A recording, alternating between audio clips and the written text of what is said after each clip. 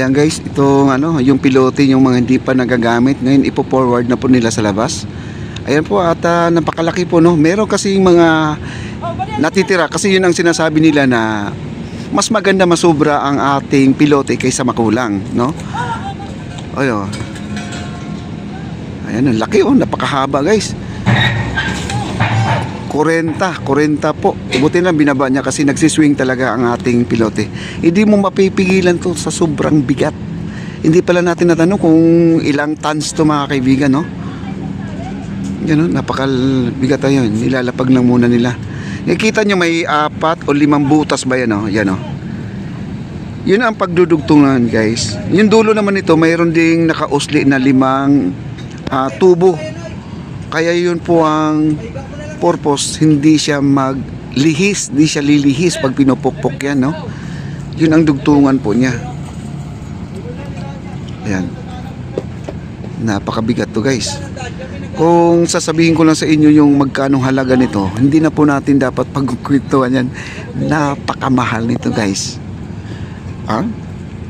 Hindi ko lang muna kasi kung may nagtatanong man dyan kung magkano to, hindi na kailangan po na malaman dahil ito ay talagang napaka-expensive po na itong presyuhan pa nitong pilote na ito. Ganyan po kamahal yan. Ayan guys. Ngayon malalaman na po natin at si bossing na mismo kung narinig nyo, 90,000 sa isang pilote. Yan. Kita nyo? Parang nakabili na ako ng isang motor dyan guys, no? Yung isang pilote pala. Yan, at gumagapang na po ating crane. Ayan, ang laki po ng crane niya, no? Ayan, no? At gumagapang, nagpo-forward po siya guys. Move forward dahil tatambak mo niya doon sa dulo. Ito yung mga excess natin, mga buo po yon. Ito ay magagamit pa sa ibang project pa ito. Ito, laki, no?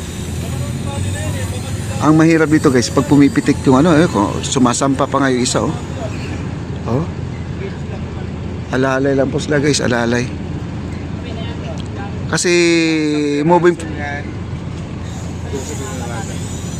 tons ang isang piraso. 12 tons. Ayan, ayan guys 12 tons ang isang piraso. 20 metros ang 20 metros ang haba. 20 metros ang haba. Ayan, 12 tons. Ibig sabihin 12,000.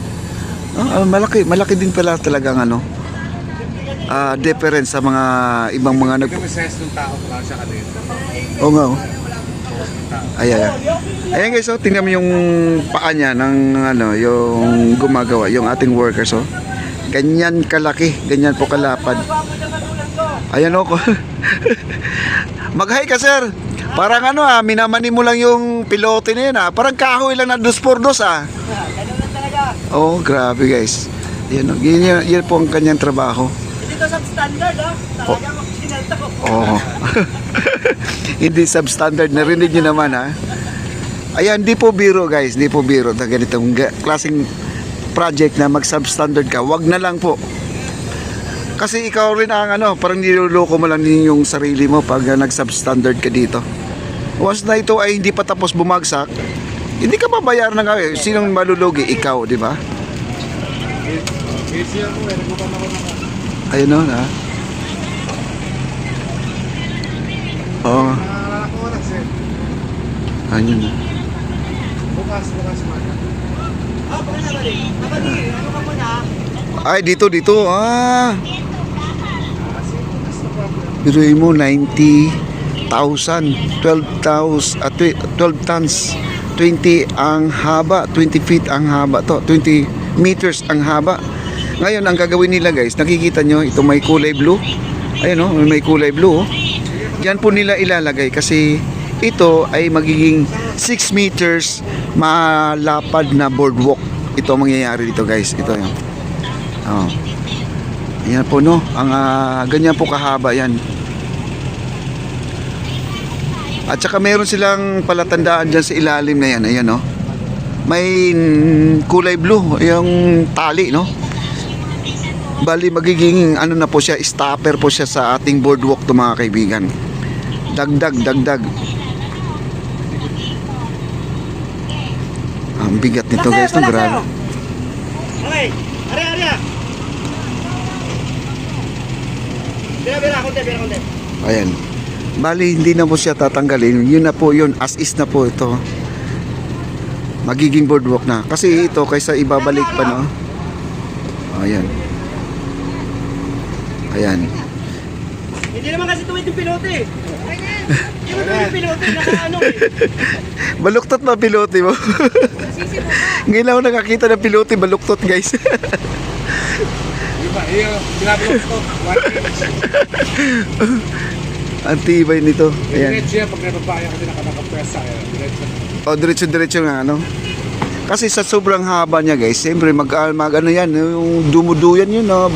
Kung sa kahoy, ano, lumulundo, no? Kasi sobrang haba niya. Pero kapag nailatag mo siya, diretso na. Ayan, no? Dagdag na po to sa ano, guys, sa kanilang boardwalk. Kasi doon sa taas, bali, nakita niyo naman, naka-elevate yung ating nasa may ilog, no? Naka-elevate. Bali, ipapantay po nila, guys. Kumbaga, napakalapad po talaga ating bike lane. Parang super highway, guys. Parang super highway po ang mangyayari dito. Wow. Grabe, guys, oh.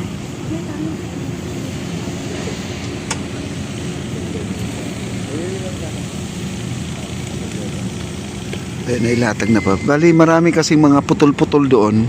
Bali, ang sabi ni Bossing, gamitin na lang po daw dito. Sa totoo naman talaga malaking bagay daw na ito ay gagamitin na po dito. Yan, oh. Bali, ano na, bubuhusan, tatambakan nila to, guys. Bali, kung nakikita nyo ang number 80 na yan, itong number 80 na yan, kung ano yung level ng ating esplanade doon sa ginagawa, yun po ang gagawin nila. Ito ay tatambakan po nila to, yung dinadaanan ng tao ngayon. Yan. Tatambakan mo na, napakaraming tambak po ang gagamitin dito para lang pumantay doon sa taas. Wow, grabe guys, oh. Ayan po ang ating mga engineer po sa lisod, guys, oh, ayan, oh. Galing na po sila sa dulo, no, at ronda patrol na po sila doon. At nakikita na po nila ang dapat gagawin doon. Nagmi-meeting po sila dyan. Ganyan po sila, no? Kasipag.